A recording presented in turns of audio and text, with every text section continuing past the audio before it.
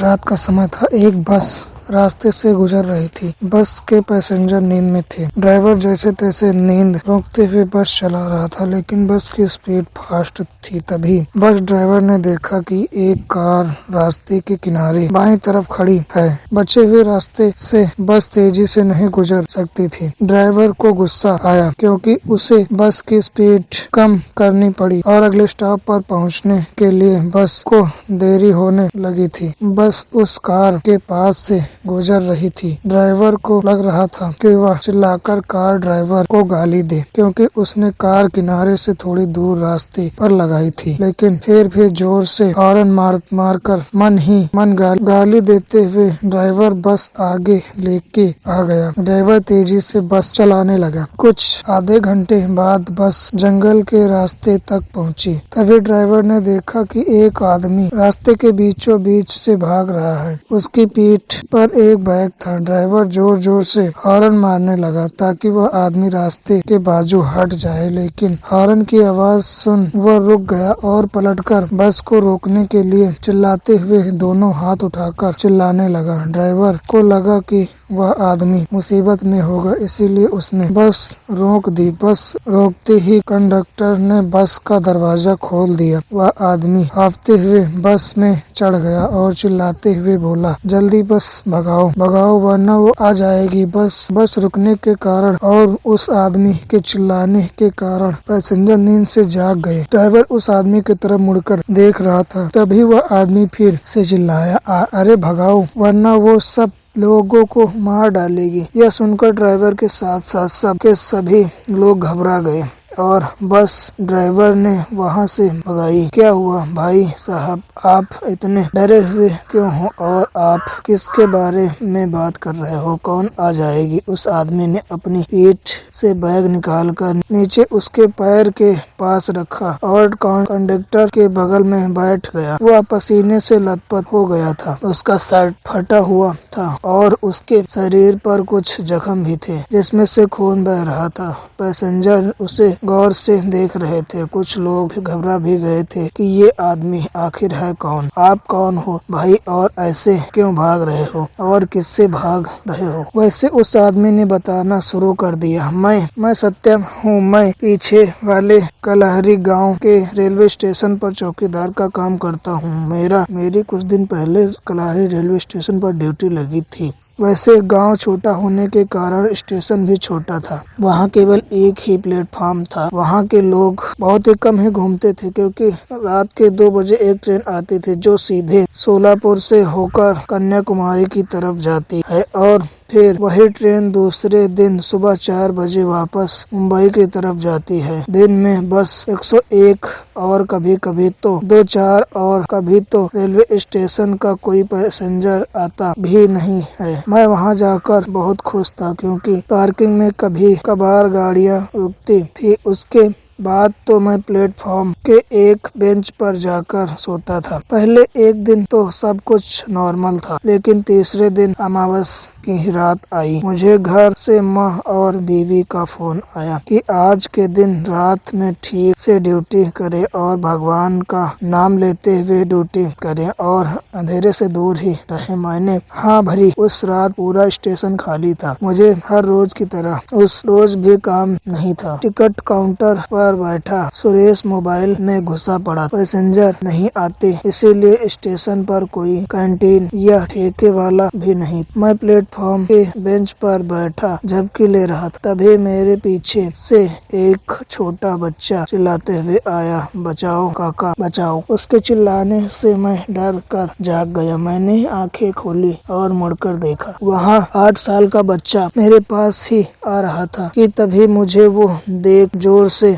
मुझे छोड़ दो और वहाँ से टंकी की तरफ भाग गया। मुझे कुछ भी समझ नहीं आ रहा कि आखिर ये क्या हो रहा है। वह छोटा बच्चा कौन था और किससे बचाओ बोल रहा था और मुझे देखकर घबरा कर क्यों भाग गया। बच्चा भागकर टंकी के पीछे छिप गया और मैं चौकन्ना हो गया और अपने हाथ में लाठी उठाकर वहां बच्चे की तरफ गया। उस तरफ देखा, लेकिन वहां से कोई भी नहीं आया। कुछ देर उसी जगह पर ठहरा रहा। वहाँ बच्चा उस टंकी के पीछे मुड़कर जोर जोर से रो रहा था। मुझे उसकी चिंता सताने लगी, इसीलिए मैं टंकी के पास चला गया। टंकी के पीछे अंधेरे में वो छुपा हुआ था। मैंने टॉर्च चालू की और अंधेरे में टॉर्च की रोशनी में उस बच्चे को देखा और मेरी रोंगटे खड़े हो गए, क्योंकि वहाँ पर वह छोटा बच्चा तड़पते हुए पड़ा था। उसकी गर्दन किसी ने काट दी थी और उसका सर उसके कंधे पर गिरा पड़ा था। वहाँ उसके हाथ पांव हिलते हुए तड़प रहे थे। मैं डर गया और इधर उधर उस बच्चे का हमला करने वाले को ढूंढने लगा और फिर वहाँ से पीछे हटते हुए टिकट काउंटर की तरफ भागा। सुरेश के पास जाकर हाँफते हुए बोला, क्या हुआ? वहाँ पर टंकी के पीछे किसी ने छोटे बच्चे को गला काट कर मार डाला। क्या? रुक, बाहर आता हूँ, सुरेश ने कहा और वो टिकट काउंटर वाले रूम से बाहर आ गया। मैं उसे टंकी के पास तक ले गया। मेरी उस टंकी के पीछे जाकर उस बच्चे को देखने की हिम्मत नहीं हो रही थी, इसीलिए मैंने सुरेश को अकेले वहाँ जाने के लिए कहा। सुरेश घबराते हुए टंकी के पीछे गया। कुछ ही वक्त में वो टंकी के पीछे से बाहर आया और बोला, कहाँ है बच्चा? वहीं है टंकी के पीछे, खून से लथपथ पड़ा, उसकी गर्दन कट चुकी है और उसके कंधे पर पड़ी है। यहाँ कुछ भी नहीं है, आओ खुद आके देख लो। मैंने वहाँ जाकर देखा और मेरी आंखें फटी की फटी रह गई, क्योंकि वहाँ कोई भी बच्चा नहीं था, ना ही वहाँ कहीं खून एक बूंद थी। वह देख मैं हक्का बक्का रह गया। अभी तो यहाँ तड़प रहा था, वहाँ अब कहाँ चला गया? तेरा कोई वहम होगा। किसी बेंच पर जाकर लेट जा। उसके दूसरे दिन रात में रोज की तरह प्लेटफॉर्म पर टहल रहा था। आज प्लेटफॉर्म पर 2-3 पैसेंजर सामान के साथ दिखाई दे रहे थे। मैं प्लेटफॉर्म पर खड़ा था, तभी एक आदमी मेरे पास भागते हुए आया और बोला, भाई साहब, उस बेंच पर लेट एक आदमी जोर जोर से रो रहा है। उसने चादर ढक रखी है, न जाने उसे क्या हो रहा है। यह सुन मुझे लगा कि शायद कोई गंभीर मामला है, इसीलिए मैं भागते हुए उस आदमी के बेंच के पास पहुंचा, जिस पर दूसरा आदमी चादर ओढ़े सोया था और वह रो रहा था। उसकी आवाज से वह कोई बूढ़ा आदमी लग रहा था। ओ चाचा, क्या हुआ? क्यों रो रहे हो? मैंने पूछा। मेरी आवाज सुन वो जोर जोर से चीखा, मुझे छोड़ दो, मुझे छोड़ो। क्या हुआ? आप रो क्यों रहे हो? मैंने पूछा, लेकिन वो केवल एक ही बात दोहरा रहा था, मुझे छोड़ दो, मुझे छोड़ दो। उसके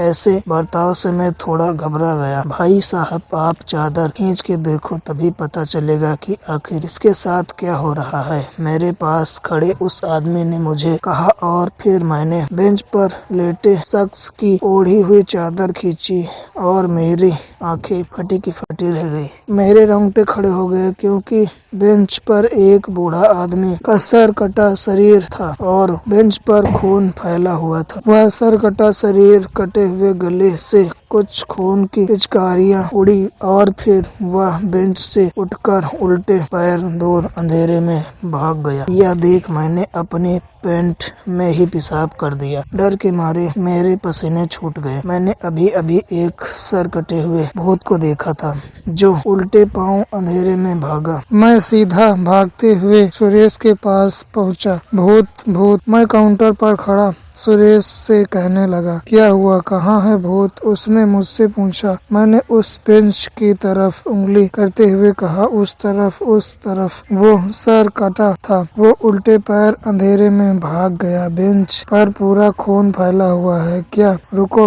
अभी बाहर आता हूँ और देखता हूँ। और वो टिकट काउंटर रूम से बाहर आया और मैं उस बेंच के पास लेके गया और एक बार फिर मैं चौंक गया, क्योंकि अभी उस बेंच पर खून था। कहाँ है खून? यही था, पता नहीं कहाँ चला गया। अचानक क्या लगा रखा है? मुझे लगता है तुम्हें आराम की जरूरत है। मैं सच कह रहा हूँ यार, मुझ पर यकीन नहीं है। तो एक आदमी था मेरे साथ, मैंने उसे कहा और फिर पलट के प्लेटफॉर्म पर उस आदमी को ढूंढने लगा, जो मुझे उस बेंच के पास लेके गया था। वह दूर प्लेटफॉर्म पर बैठे नीचे पैर छोड़कर आराम से बैठा था। मुझे सुरेश को उसके पास ले गया। भाई साहब, आप इनको बताइए, आप जिस रोते हुए आदमी के पास मुझे लेके गए थे, वह भूत था या नहीं, मैंने आपके कहने पर उसकी चादर खींची थी और फिर वह सर कटा हुआ भूत अंधेरे में भाग गया था ना। मैंने उस आदमी से कहा। तब वह आदमी मेरी तरफ ही देखने लगा।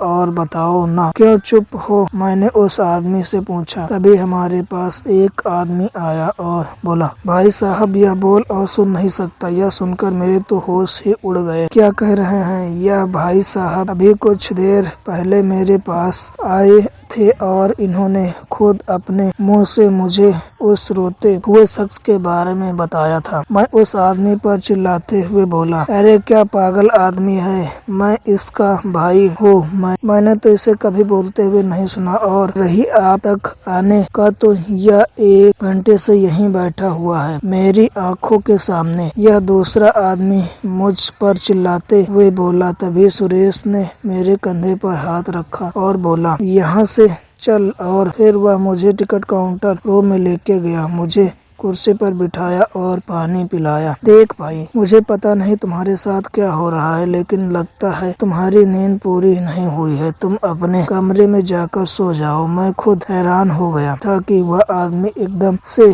मुड़कर क्यों गायब गया। वहाँ खुद मेरे पास आया था और मुझे उस रोते हुए आदमी के पास ले गया था। उसने ही मुझे चादर खींचने के लिए कहा था और फिर मुझे सर कटा भूत दिखा था और फिर अचानक से वह बहरा और गूंगा कैसे हो गया। मुझे कुछ भी समझ नहीं आ रहा कि यह मेरे साथ क्या हो रहा है। मैं वहां से उठकर मेरे रूम में सोने चला गया। दूसरे दिन सुबह मैंने यह हादसा मेरी माँ को बताया। तब मेरी माँ ने कहा कि शायद वो रेलवे स्टेशन भूतिया हो और वहाँ कुछ आत्माएं भटकती हो। माँ मेरी चिंता करने लगी और जॉब छोड़ने के लिए कहने लगी, लेकिन बड़ी मुश्किल से मुझे वो जॉब मिली थी। मैं उसे छोड़ नहीं सकता।